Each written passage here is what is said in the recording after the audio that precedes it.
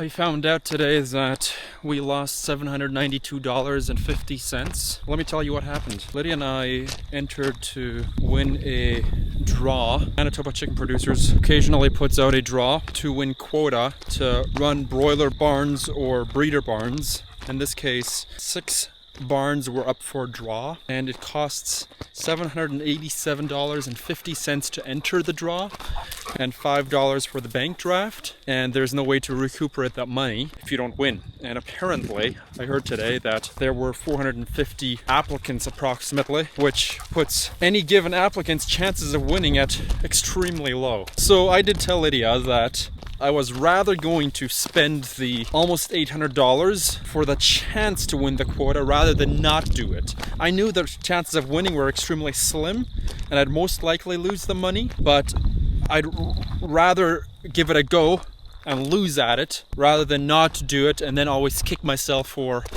not giving it a go. I am not a chicken farmer. I'm not really a farmer at all. Our primary business is building storage sheds, cabins, garages, gazebos, that kind of thing. My brother and I own a business that does several $1 million in revenue each year. To some of you that may sound like a lot. To some of you that sounds like a small business, which it is. Approximately 10 people. My brother Eric thought I was crazy entering to win a draw, a chicken draw. But I was like, this is going to be a simple, very stable business to run, and I can hire 1 or 2 people and they can run it for me. I mean, anything at Pineview Buildings, our storage shed business, is infinitely more complex than the chicken business, where supply and demand is regulated by our Canadian quota system. There's essentially no competition, which makes it extremely stable. You don't have to market the chicken. All that work's being taken care of for you. You essentially have to make sure that you buy the feed, you keep the chickens healthy. As far as a lifestyle business, that seems very attractive.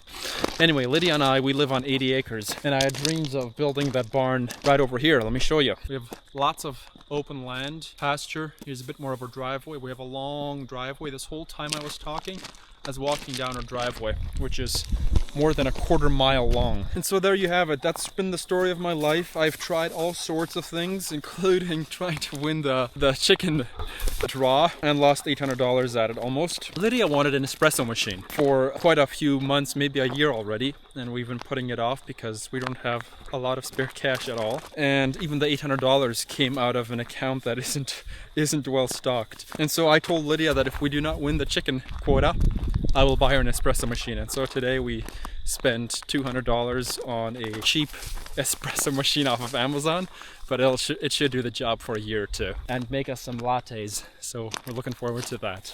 There's Lego. Hey Lego. Whether the loss of the draw was a net gain or a loss, I'm not sure yet. Anytime you start a business or you spend your time doing something, you are forfeiting the opportunity to get involved in something else. From that standpoint, the quota would have guaranteed you a certain amount of equity over time. Probably to the tune of several $1 million, which is substantial for anyone. But not having to worry about building a barn, not having to worry about splitting my attention that thinly for at least a period of time, it's probably a good thing. And so from that standpoint, I'm not sad about it. I'm slightly disappointed. Anyway, the goal with this channel is to both document my journey, my business journey, as well as some of my interests in life, and hopefully share actionable, useful nuggets with you. I face a lot of small business owner decisions in any given month, from hiring to firing to optimizing systems and processes in the business to working hands-on in the business.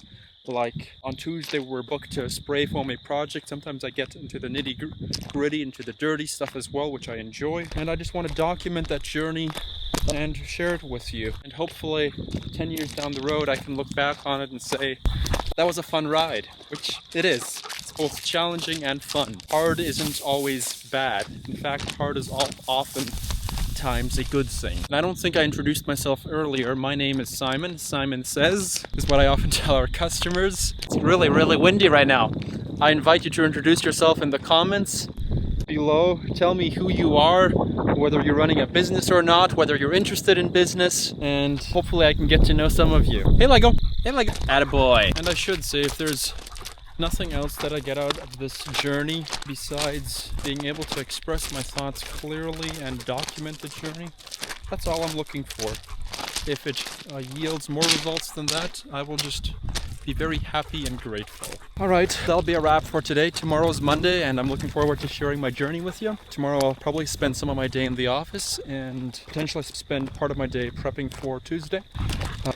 The other thing I need to do tomorrow is prioritize what buildings go through the shop so that customers can be serviced in a timely manner. So that'll be those are a couple things that come to mind right now, and I'm sure there'll be a couple more things on my to-do list by the time I sit down tomorrow morning to tackle my day. I'll see you again soon. Cheers.